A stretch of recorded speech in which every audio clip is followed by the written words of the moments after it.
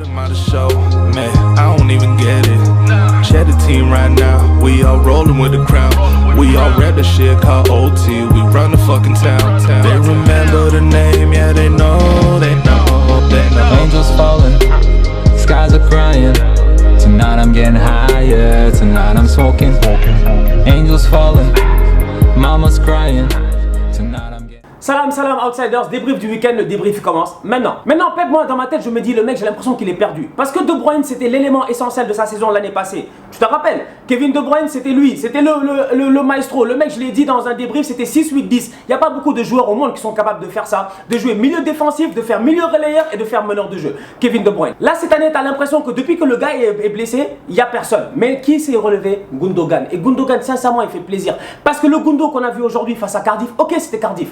C'est un match facile. Cardiff ils sont promus. Tu vas gagner là-bas 5-0. Mais tout est dans la maîtrise tactique dans le jeu. Et City ils étaient en maîtrise totale. Et je me pose des questions. Je me dis Pep qu'est-ce qu'il attend? Parce que Pep, Riyad Mahrez, le mettre sur le banc pour moi ça fait aucun sens. Mahrez en tant que tel sur le côté droit il doit jouer. Quitte à faire une rotation côté gauche entre Sterling et Leroy Sané, Mahrez devrait être titulaire. Parce qu'il n'y a pas un boy plus létal que lui dans cette équipe là. Mahrez il s'est marqué. Il a un sens du but. Ce que Sterling n'a pas. Parce que Sterling, oui l'année passée il t'a claqué 18 buts. Mais si tu regardes le nombre d'actions ratées, c'est aberrant. Il y a un truc qui fait plaisir avec Gundogan, c'est que Gundogan il a une palette de jeu totalement différente de Kevin De Bruyne. Gundogan c'est petites passes, petits espaces, etc. Tu le vois aujourd'hui, un but, 2 passes d'ess. De l'autre côté tu as Bernardo Silva. Et Bernardo Silva, alors là Bernardo Silva l'année passée il a galéré. Attendez, Bernardo Silva il sortait d'une saison magnifique avec Monaco. Vous vous rappelez les mecs qui vont en demi-finale avec les Mbappé. Et derrière Bernardo il se fait acheter début de mercato. Pep a été intelligent. Avant même, je me rappelle c'était avant même que le mercato commence, 45 millions rat Bernardo. Mais derrière Bernardo tu l'as pas vu. Bernardo l'année passée tu l'as pas vu. C'est à la Coupe du Monde si que le mec on l'a vu réellement en fait pour la première fois pendant presque 12 mois réellement. Et là Bernardo de cette saison il fait plaisir parce que là ça fait 2 matchs d'affilée en championnat qu'il le joue. Encore une fois aujourd'hui il a une vista extraordinaire, il te met un bête de but, une belle tête, tu as l'impression qu'il a même pas fait exprès mais ça rentre à la fin. Je regarde City en ce moment, je me dis ok ils sont pas premiers mais derrière Pep a de quoi travailler. Et si Pep se concentre réellement et qu'il fait un taf sérieux et qu'il réussit réellement à avoir une bonne rotation offensive, il peut s'en sortir. Manchester United, ils ont battu les Young Boys de Berne, là, le groupe de rap, tu vois, suisse, etc. C'est bien, c'était tranquille, 3-0 là-bas, il n'y avait rien à dire. Évidemment, en pointe à Berne, tu as des Guillaume Waro. Vous vous rappelez de Guillaume Waro 2008, Peggy Luindula, Guillaume Waro, Paris Saint-Germain 2008, etc. Voilà, c'est ça. Donc quand tu y penses réellement, tu te dis que United en tant que tel, ok, là ils arrivent à domicile face à Wolverhampton. Tu te dis qu'ils vont les battre? Non. Et United, sincèrement, j'ai pas envie d'en parler parce que vous, les followers de United, vous, les fans de United, vous pensez que je vous déteste. Mais j'en ai rien à faire de vous. Nombre de fois que je vous le dis en tant que tel, que ce qui se passe à Manchester, c'est les problèmes des gens à Manchester. Moi, je viens que dire ce que je pense. Et j'ai l'impression que, et je vous le dis et je vous le redis depuis des années, ça fait 2 ans que je vous le dis, depuis votre finale gagnée en Europa League, je vous le dis que Mourinho, tactiquement, il est nul. Mourinho, tactiquement, est très très nul. Aujourd'hui, il joue contre Wolves. Vous menez un 0 et vous vous faites reprendre. Encore une fois, ça finit match nul et ça c'est pas normal. Et encore le match nul, c'est presque inespéré. Pourquoi? Grâce à De Gea qui avait fait une coupe du monde de merde. Et là tu le regardes en ce moment, il a été énorme aujourd'hui. Alors là De Gea il a été énorme aujourd'hui. Il t'a fait genre 4 arrêts mais sensationnels. Le dernier sur la frappe de Traoré à la dernière minute, c'est presque un but. C'est De Gea encore qui sauve. Donc en fait United ils échappent. Ils ont des hauts, ils ont des bas. Mais quand ils ont des hauts, c'est des hauts face à des petites équipes. Quand ils ont des bas, c'est des bas face à des petites équipes. Je comprends plus rien. Et les fans de United, Eric Bailly, il est où? Parce que moi je le vois plus, ça fait 2 matchs d'affilée que je le vois pas, pourtant le mec il a joué avec la Côte d'Ivoire, donc le gars il est pas blessé. Donc encore une fois Mourinho est en train de jouer un genre de mind game avec ses joueurs, c'est pas bien. Maintenant, Sir Alex Ferguson était de retour, mais Sir Alex Ferguson le pauvre il revient d'un arrêt cardiaque. Il arrive, il trouve un match nul à Old Trafford. Moi j'ai eu peur pour lui durant tout le match parce que dans ma tête je me dis en fait, même vous en tant que joueur vous devez avoir honte. Même les joueurs de United doivent avoir honte parce que c'est pas normal. C'est pas normal que Manchester United soit comme ça depuis des années. C'est pas du tout normal. Et c'est encore moins normal que les supporters de United soient là à défendre Mourinho. Parce que je me dis aujourd'hui que quand tu vois le match face à Wolverhampton, dites-moi qu'est-ce qui s'est passé d'intéressant. En fait dites-moi où sont les mouvements de Alexis Sanchez. Si c'est pas des frappes de loin de Jesse Lingard, de Paul Pogba, etc. Il n'y a absolument rien. Et ça c'est pathétique. Donc Ferguson, en toute honnêteté, si j'étais lui, je ne retournerais même plus à Old Trafford. Laisse tomber, parce que si c'est pour retourner après te choper un arrêt cardiaque, c'est pas la peine.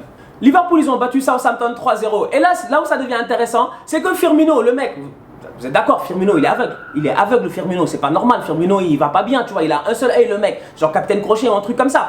Firmino il arrive et encore une fois aujourd'hui il te fait une de ses passes. Alors moi je vais être honnête avec vous. On parle de l'espace.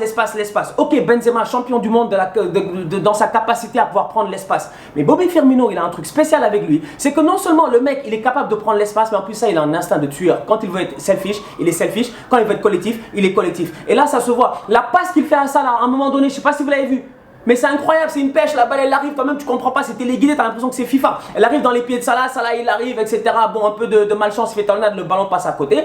Bah Liverpool aujourd'hui, ils ont encore gagné. 7 victoires, 7 matchs, 7 victoires, je pense que dans leur histoire, ils l'ont presque jamais fait. Cette semaine, on s'est battu dans les commentaires, entre moi et puis tous mes followers. C'était compliqué, les gars étaient pas contents, ils m'ont dit ouais Stan, James Milner, nanana. Bah finalement, Klopp aujourd'hui, c'est un peu géré. Shaqiri a joué, Matip on l'avait pas vu depuis le début de la saison. Enfin on l'a vu, d'ailleurs il a marqué, donc c'est bien pour la confiance. Mais Shaqiri c'est beaucoup plus intéressant, parce que Shaqiri quand même, ouais pour un mec qui a 13 millions quand même Shaqiri, mais c'est un bête d'achat, c'est un bête d'achat. Autant Liverpool on peut critiquer jusqu'à demain parce qu'ils ont claqué combien sur Alisson le gardien et combien sur Van Dijk, les deux c'est plus de 80 et quelques millions, mais autant Shaqiri à 13 millions c'était une aubaine. Et Shaqiri aujourd'hui il était très en jambes, ça se voyait que le mec il a envie de jouer, ça se voit en fait. Shaqiri il a pas l'habitude d'être sur le banc, Shaqiri toute sa vie il l'a fait dans des clubs secondaires, tu vois. Donc du coup quand tu y penses, te dis à Stoke ou quoi que ce soit, c'était un titulaire. Aujourd'hui quand il est rentré il a été chaud, le premier but c'est lui, le troisième but c'est lui encore, superbe coup franc. Donc en toute honnêteté Shaqiri, pourquoi pas.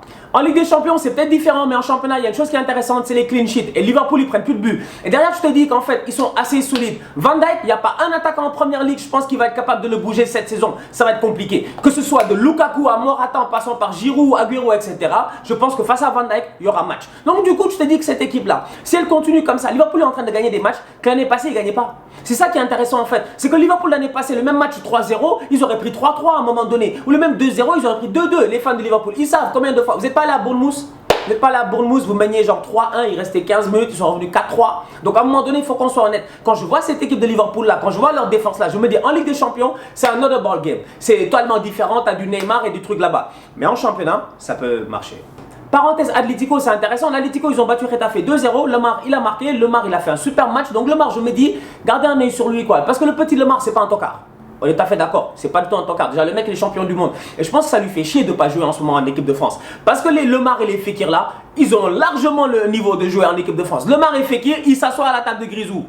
Ils s'assoient à la table de Grisou. Ils sont même pas assis sur les côtés, ils sont assis au bout de la table. Donc à un moment donné, il faut qu'on soit sérieux. Lemar, moi j'ai hâte de le voir cette saison, je pense que ça va être intéressant. En Espagne, mini derby entre l'Espagnol et le Real Madrid. Là où ça devient intéressant, si tu as suivi mon débrief de la semaine passée, c'est de savoir qui allait être gardien de but. Sincèrement, qui allait être gardien de but. Ça va être Courtois, ça va être Navas. La question, elle est là. Aujourd'hui, c'était Courtois. Bon, maintenant, moi je me dis, à un moment donné, il faut qu'il se gère le Lopetegui. Parce que là, vous avez un calendrier de ouf. Vous avez Séville là dans 3 jours mercredi. Vous avez l'Atlético samedi. Et vous avez un déplacement à Moscou après dans environ 10 jours.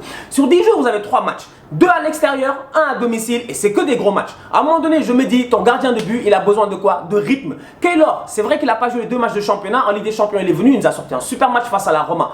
Est-ce qu'il va être capable de faire la même chose dans 10 jours face au CSK? Je ne sais pas. Qui va jouer cette semaine à Séville? Je ne sais pas. Qui va jouer face à l'Atlético lors du derby? Je ne sais pas. Mais Lopetegui, lui, il sait, dans sa tête, faut qu'il y pense. Parce que je te dis, sincèrement, si ton gardien perd le rythme, t'es foutu.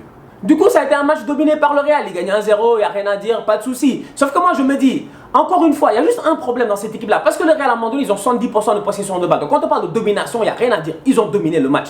Mais sur les contres, quand tu mènes juste 1-0, qu'est-ce que Ramos fout en pointe? En fait, expliquez-moi, qu'est-ce que Ramos fout en pointe? C'est-à-dire, Ramos, moi, je sais pas, mais il part tout seul. Il part sur des délires tout seul, en fait. Le mec, t'as l'impression qu'il joue contre des enfants. Il fait 1-2 avec Isco, il part, il te met une tête. T'as l'impression que c'est lui l'attaquant. Mais derrière, je le comprends. Parce que c'est frustrant. Tu joues 45 minutes à Benzema, mais il est incolore, inodore, Karim.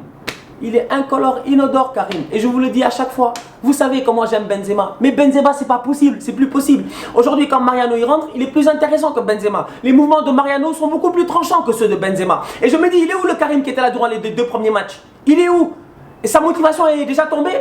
Mec, on vient de commencer la saison. C'est-à-dire, moi, je m'attendais à ce que le mec, il soit en baisse de forme au mois de mars, mais pas qu'il soit en baisse de forme là maintenant. Karim, sincèrement, ça fait peur parce que le petit Mariano, là, je vous l'ai déjà dit, il est là pour prendre sa place. Avec un Sergio Ramos qui passe son temps à monter en pointe, etc. et à dézonner, ben derrière, tu as des contre-attaques. Et derrière, au milieu de terrain, c'est pas assez solide. Et je répète encore, ok, Ceballos aujourd'hui, quand tu regardes le match, il fait pas un mauvais match. Hein. En passant, Ceballos, il fait pas un mauvais match. Le mec, il te perd un ballon, ok, c'est bon, il a fait, voilà, il a comme près de 95% de passes réussies. Il n'y a absolument rien à dire par rapport à cela. Mais au milieu de terrain, c'est quand même très très léger. Ceballos ou pas, moi je dis aujourd'hui, dès qu'il en manque un des trois, vous êtes bloqué. C'est bizarre en fait, c'est très très bizarre, mais le Real ne joue bien que lorsqu'il y a Kroos, Casemiro et Modric. Et bizarrement, le coach n'a toujours pas réussi à trouver une formule qui va fonctionner si un de ces deux-là, si un de ces trois-là n'est pas là. Et aujourd'hui, ça s'est vu. Kroos n'est pas là, vous êtes perdu. La semaine passée, Casemiro n'était pas là, vous étiez perdu. En fait, moi, ce Real-là, la chose qui me fait peur réellement, c'est que la profondeur du banc au milieu de terrain est très très faible.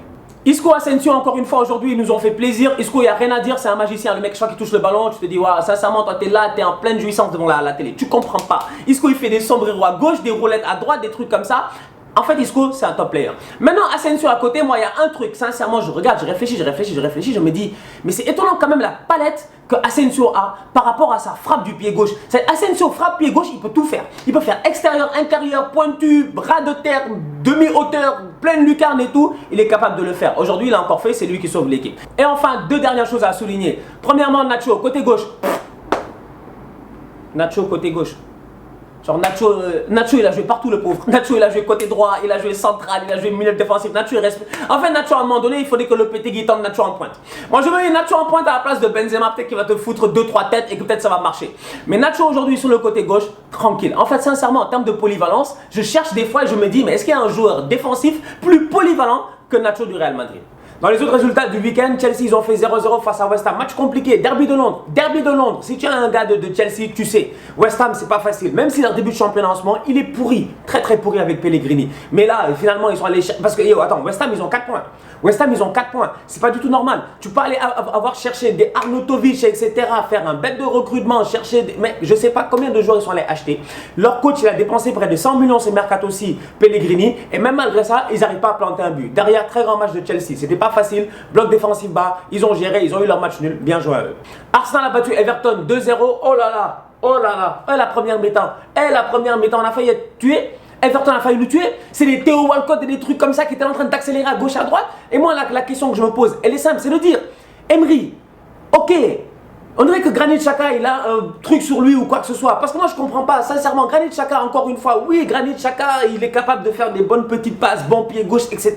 Mais intensité dans le jeu, contact physique, envie, il n'en a pas. Je suis totalement désolé. Et aujourd'hui, la première mi-temps, on s'est fait bouffer par Everton. Heureusement qu'en deuxième mi-temps, ça allait mieux. Lacazette et Aubameyang, ils se sont enfin gérés. Les deux ont marqué, ça fait du bien. Arsenal 2-0, 2 victoires d'affilée, plus Europa League. En fait, on n'aurait pas de gagner. La Juve a gagné 2-0 face à Frosinone. Match extrêmement compliqué où, sincèrement, Frosinone, ils ont défendu 90 minutes. Voilà, c'est comme le premier match de la Juve cette saison face au Chievo. En fait, ces équipes-là qui sont là, elles savent qu'elles ne vont pas gagner, donc elles partent le bus. C'est normal aussi. D'un autre côté, il faut jouer avec les forces que tu as. Tu ne vas pas venir jouer face à la Juve et jouer. D'ailleurs, je vous l'ai dit dans combien de débriefs, toute équipe qui jouera cette saison face à la Juve va perdre. Le seul moyen que tu as de pouvoir espérer tenir la Juve, c'est de défendre tout le match, mettre un catenaccio. Frosinone, c'est ce qu'ils ont fait. Ça a pris 80 minutes avant que Cristiano Ronaldo nous mette un but à la Cristiano Ronaldo, quoi. C'est-à-dire que le mec, toi-même, tu comprends pas. Tout le monde est perdu, etc. Lui, il est là, il attend le ballon vient, tapine, comme d'habitude. Ouais, c'est bon, il met une petite frappe et tout. Bon, maintenant, je vais répondre à une question d'un outsider qui m'a posé une question. Qui me dit, ouais, Stan, c'est Duc Berger, si je ne me trompe pas, il m'a envoyé un message, il nous a envoyé un message sur la page et il nous dit, ouais Stan, moi je suis pas trop convaincu, Ronaldo il aurait dû rester au Real, pourquoi Ronaldo est allé à la Juve? Parce qu'au Real, t'as un ego assez élevé dans le vestiaire, t'as des Ramos, des Marcelo qui sont capables de le recadrer, alors qu'à la Juve, c'est pas possible, les mecs qui sont fans de lui. Moi je vais lui répondre tout de suite, c'est vrai, il a raison. Les Matuidi et les Bernardeschi là, ils sont tous fans de Cristiano Ronaldo. Il n'y a rien à dire par rapport à ça. Les mecs, ils le regardent, ils l'adouent. La preuve, quand le gars en Ligue des Champions, il se met à pleurer, tu as tout le monde qui vient pour essayer de le soulever, etc. etc. C'est normal.